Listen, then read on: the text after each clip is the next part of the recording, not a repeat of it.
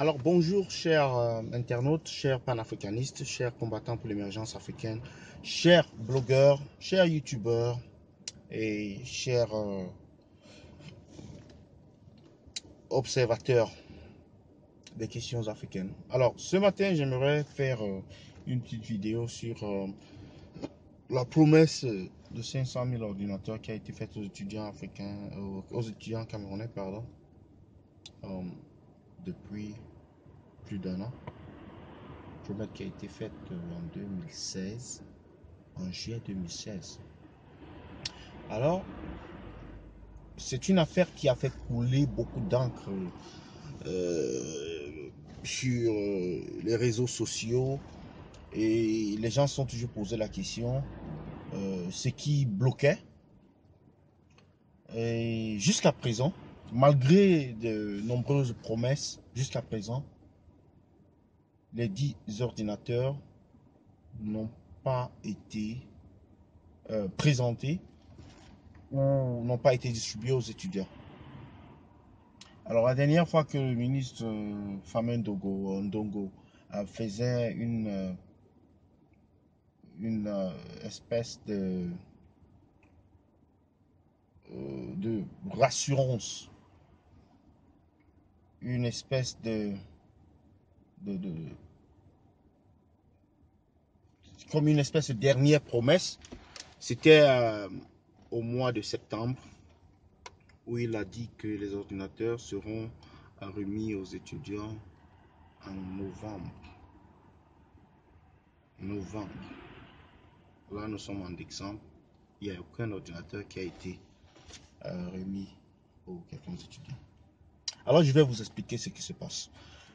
Simplement, nous sommes en face d'une grande question. Pendant combien de temps encore les Camerounais se feront tromper par le régime RDPC? Pendant combien de temps?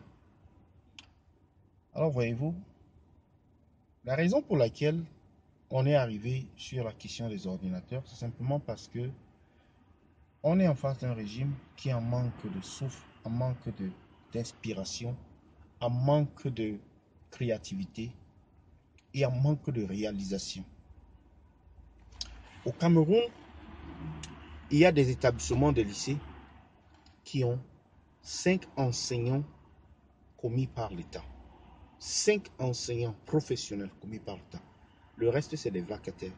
Des lycées qui ont près de 500, qui ont 400, 300 élèves, qui ont 5 enseignants qui sont commis par l'État pour enseigner de la 6e jusqu'en terminale.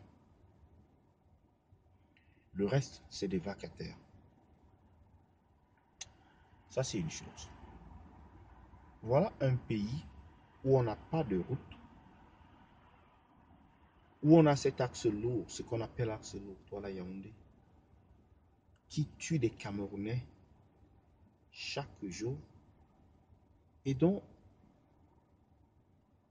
à force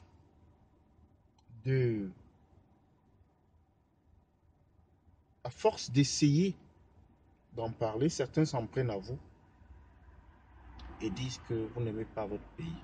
Mais comment peut-on aimer notre pays et mener un génocide involontaire ou bien volontaire vis-à-vis de ce pays-là? Parce que cette route qui lie les 2 villes principales du Cameroun, c'est-à-dire Yaoundé et Douala, elle n'est pas plus grande que cette route-ci qui est juste à côté de moi. Elle n'est pas plus grande. Et cette route tue des Camerounais. Mais ce qui est encore plus embêtant, c'est le morphisme des Camerounais vis-à-vis de cette situation. C'est-à-dire où on est dans une situation où ils disent qu'ils ne peuvent pas avoir mieux. Ils disent c'est le sort que Dieu leur a donné. C'est comme ça, c'est ainsi que les choses doivent être. Ainsi de suite. Alors que c'est faux. C'est archi faux. On est dans une situation où des gens meurent par manque de soins. Vous vous faites racketter quand vous allez à l'hôpital. Il n'y a pas des médicaments de première nécessité qui sont données aux gens gratuitement. Il n'y a aucune assistance médicale propre dans ce pays depuis des années. Alors, cela nous amène également au niveau de l'économie et de l'emploi, ou alors du chômage, parce qu'il faut parler du chômage.